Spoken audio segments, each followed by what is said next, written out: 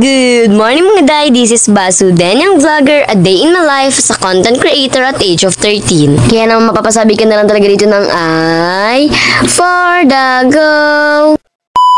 Yung araw nga po pala, inaya nga ako ni mama na gumawa ng meriendahan na gawa nga raw po sa puso ng saging. Oh, diba? Talagang healthy person na, pati ba naman yung meriendahan namin naging gulay na. Inaya nga po kasi ako ni mama na gumawa nga raw po pala ng burger patty. Gamit nga lang po pala ang puso ng saging. At dahil curious din naman ako, sige, i-go na natin. Maliban daw sa burger patty, gagawa pa nga raw si mama for today's video ng lumpia gamit ang puso ng saging. Oh, diba? Dalawa yung lutuin namin for today's video. Ewan ko na lang kung hindi pa ako mabusog. Ginamitan na nga po pala namin yan. Ito nga po palang food processor para mas mapadali yung buhay namin mga bed. Hindi na kami mahirapan pa. Like, diba? Sobrang napapas forward talaga nito yung buhay mo. Fast forward. Bale, yan. Pinood processor na nga lang po pala yan ni mama para mas magandang araw siyang tingnan, para mas pinong-pinong araw talaga. Pagkatapos, ipiniga naman nga po pala yan ni mama nga po pala sa asin. Ewan ko kung bakit, pero sige, panoorin nyo na lang. Tapos, i-comment nyo na rin kung alam nyo kung bakit pinipiga sa asin. Bihira lang naman kasi kami makakain ng puso ng saging dahil bihira lang din naman talaga magkaroon ng puso ng saging, tsaka bihira lang din maisipang magluto.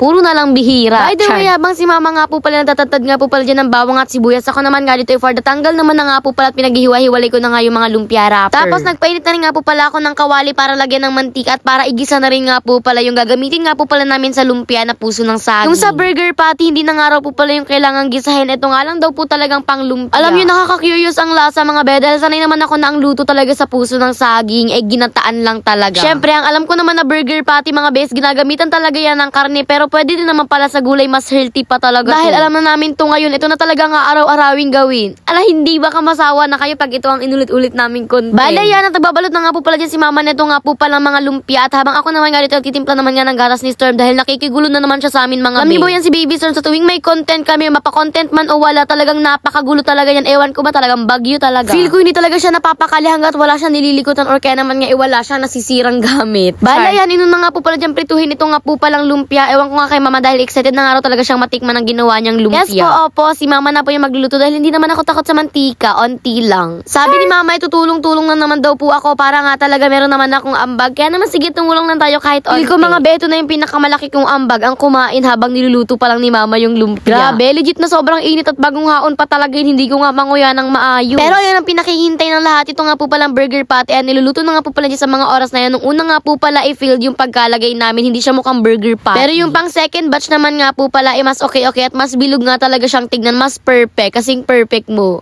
Ay, hugot yun, be. O, ika. At ayan, fast forward, tapos na nga po pala yan dyan lutuin. O, diba, napakasimpleng meriendahan lang, mga be. Alam niyo ba, mga day, sa kakapanood nyo sa akin, marami na kayo natututunan na pwedeng merienda, hindi na kayo mag-iisip pa. Bala yan, kumuha na rin nga po pala ako dyan ng para sa akin, para mabusog na rin ako, para makakain na ako. Nagpabili nga po pala kami kay dada nga po pala ng burger buns, ang kaso nga lang matagal dumating, kaya naman slice bread na nga lang, pwede na. Mas realistic kasi sanang tingnan kapag nga burger buns yung ginamit, pero dahil gutom na ang ate mo, sige, ilavan na yan. Laban. At ayan, lagi ko na nga dyan yung burger patty with cheese, with mayonnaise, with ketchup, with pagmamahal. Ay, napaka-OA. Sobrang sweet. And then, syempre, titikman ko na rin nga yan. Grabe, sobrang sarap nito mga be. Hindi talaga ako makapaniwala na parang lasa na din siyang burger patty. Pero since hindi naman na nga kami nagalagay nga po pala ng mga other seasonings, medyo matabang siya, be. So, sa inyo naman yan, kung dadamihan nyo nga yung mga seasonings or hindi. Pero kami kasi hindi na kami gumagamit ng maraming seasonings. Kaya naman medyo okay na to. Sanay naman na rin kasi kami sa mga ganitong lasa. Kaya naman kung nagustuhan mo rin nga yung mga vlogs ko, i-follow mo na ako mga be para may idea ka na ulit sa next na meriendahan. So, yun, that's all for today's. Thanks for watching. Yun lang. Salamat, babe, and God bless. Thanks for watching.